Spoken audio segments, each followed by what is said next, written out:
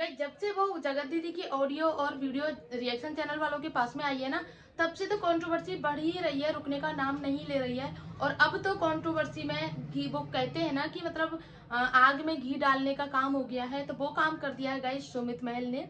जो सुमित महल पिछले 3 महीने से बिल्कुल शांत चुपचाप बैठे हुए थे, अब वो भी इसी कंट्रोवर्सी में कूद गए हैं। क्योंकि जगत दीदी ने साफ साफ सीधे सीधे शब्दों में सुमित महल का नाम लिया है इस वायरल वीडियो को वायरल करने में। क्योंकि उनका कहना था कि कुछ चीजें जो सिर्फ दो परिवारों को पता थी, यानी कि जगत दीदी की फैमिली को और सुमित महल की फैमिली को, तो वो चीजें बाहर कैसे आई, किसने किसको शेयर करी, रिएक्शन चैनल वालों के पास में ये चीज कैसे आई।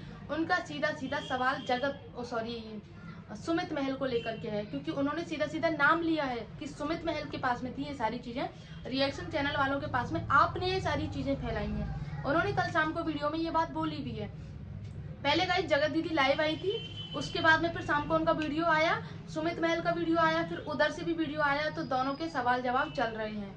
और जो कंट्रोवर्सी अब चल रही है ना, वो गाइस हो सकता है जो पिछली कंट्रोवर्सी में ऑडियंस जो थी ना, उनके सवालों के जवाब नहीं मिले थे ना, तो अब लग रहा है उन सवालों के जवाब अब मिल जाएंगे। क्योंकि पिछले कंट्रोवर्सी में सुमित महल ने कुछ भी नहीं बोला था, हमेशा की तरह वो चुपचाप इस कंट्रोवर्सी से निकल गए थे। उनका कहना था कि मुझे पता है ये गंदगी बहुत गंदे लेवल वाली गंदगी है, तो इसमें मुझे नहीं पढ़ना है, तो वो चुपचाप निकल गए थे। उनको एक उम्मीद बाकी थी कि हो सकता है इन फ्यूचर ये रिश्ता सुधर जाए और मेरे दोनों परिवार आपस में जुड़ जाएं। तो इस वजह से भी उन्होंने कुछ नहीं बोला था उस कंट्रोवर्सी में। लेकिन अब उन्होंने साफ साफ क्लियर कर दिया है कि जो मैंने किया था वो मेरी सबसे बड़ी गलती थी। तो अब उन्होंने जगत दीदी को खुलेआम चेतावनी दी है कि अब अगर मेरा किसी भी चीज में नाम आता है तो या तो प्रूफ दो, और प्रूफ नहीं देते हो तो मुझे परमिशन दो, जो जो चीजें मेरे पास में हैं वो मैं सारी ऑडियंस को बताऊं। क्योंकि ऑडियंस भी बहुत कुछ जानना चाहती है, उससे छुपाया गया है। तो कुछ चीजों का है, क्योंकि सुमित महल के ऊपर इल्जाम लगाया था जगत दीदी ने कि तुम ही सारी चीजें रिएक्शन चैनल वालों के पास में पहुंचाते हो।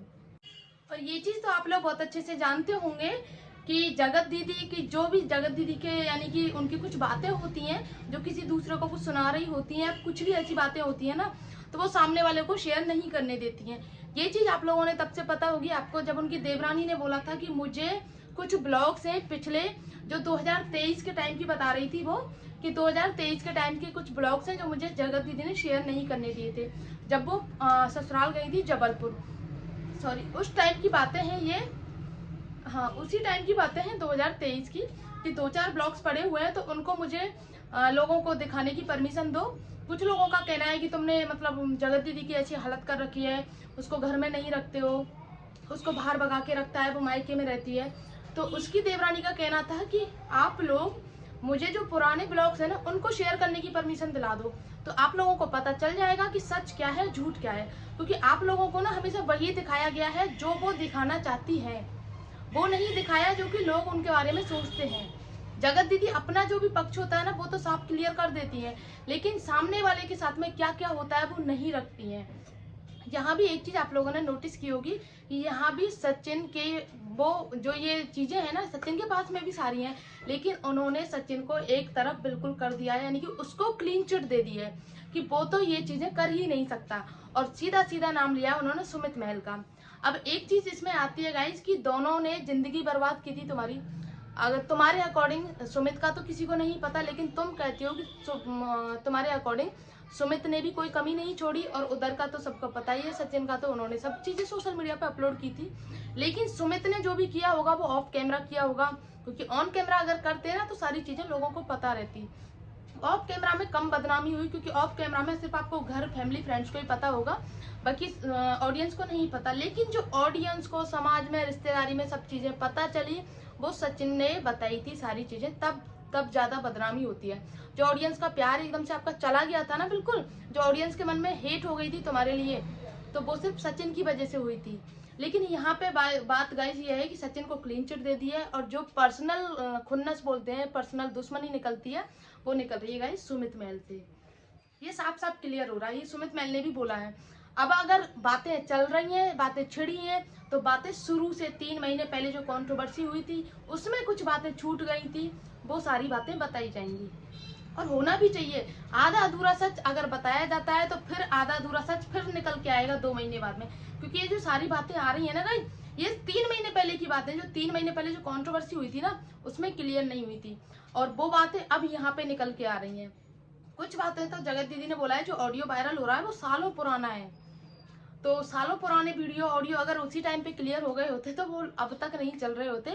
और लोगों की यार ये चीज समझ में नहीं आती, कितनी पुरानी पुरानी रिकॉर्डिंग मतलब अपने फोन में संभाल करके रखते हैं। मतलब कितना स्पेस, कितना स्टोरेज हो जाता है उनके फोन में, कि मतलब इतनी पुरानी रिकॉर्डिंग ऑडियो वीडियो लोग अपने फोन में सेव करके रखते हैं एक हथियार के तौर पे, कि कब कब काम आ जाए।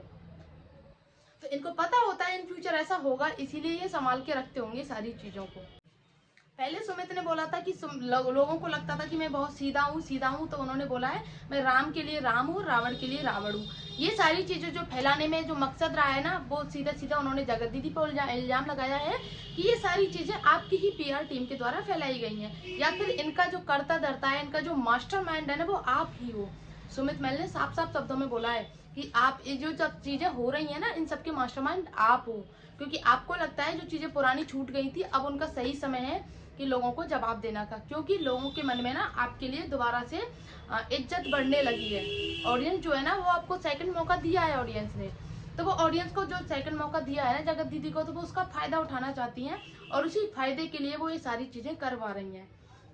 अब बात करते हैं गाइस सचिन की। सचिन तो इस चीज से बिल्कुल एकदम से निकल चुके हैं, लेकिन जगत दीदी उनका बचाव क्यों कर रही हैं, या आप लोगों ने नोटिस नहीं किया शायद, कि वो मतलब अपना बचाव तो हर इंसान करता है, लेकिन सचिन का बचाव क्यों कर रही है। जो पूरा भांडा है ना, पूरा सिर्फ और सिर्फ सुमित के सिर पे फोड़ा है। कल तक लग रहा था हो सकता है इसमें 1-2 लोग और इन्वॉल्व हो सकते हैं, लेकिन कल शाम का जो वीडियो आया है ना, उससे तो साफ साफ क्लियर हो गया है कि ये सारी चीजें जो थी ना, वो सिर्फ और सिर्फ सुमित के लिए थी। जबलपुर वाली बात थी, वो भी सुमित के लिए थी, कि सुमित के यहाँ से लीक हुई है।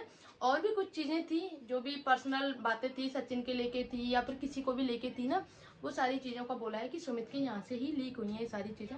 वरना घर की चीजें, 2 परिवारों के बीच की बातें कोई थर्ड पर्सन कैसे कर सकता है।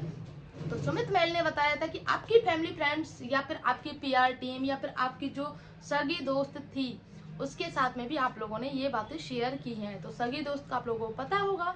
और कल उन्होंने जगत दीदी ने नाम भी लिया था कि वो जो मैंने उसको दोस्त से बढ़ के माना था ना, उसने मेरी पीठ में इतना छुरा घोंपा है ना, उसका मैं कह नहीं सकती। तो वो सब थे गाइस नीतू मैना के लिए। क्योंकि एक टाइम पे इनकी दोस्ती ऐसी थी ना, मिसाल दी जाती थी इनकी दोस्ती की। एक दोनों की फैमिली एक फैमिली थी, मतलब फैमिली का तो पता नहीं, लेकिन नीतू का जगत दीदी की फैमिली में बेटी की तरह मान सम्मान था। लेकिन मतलब कुछ मिसअंडरस्टैंडिंग ऐसी हो गई, कुछ ट्रेजेडी हो गई, कुछ सचिन ने मतलब एक दूसरे का बचाव कर करके, और पूरा ग्रुप जो था ना गाइस, वो पूरा तहस नहस हो गया। और नतीजा ये निकला कि सिर्फ और सिर्फ कुछ लोग ही थे ना, वो बच के निकल गए, और सिर्फ भांडा फूट गया 3 लोगों के ऊपर, सुमित, सचिन और जगत दीदी। और जबकि गलती जो थी ना, वो सबकी बराबर थी, कोई दूध का धुला नहीं था, लेकिन भांडा फूटा इन लोगों के सिर पे।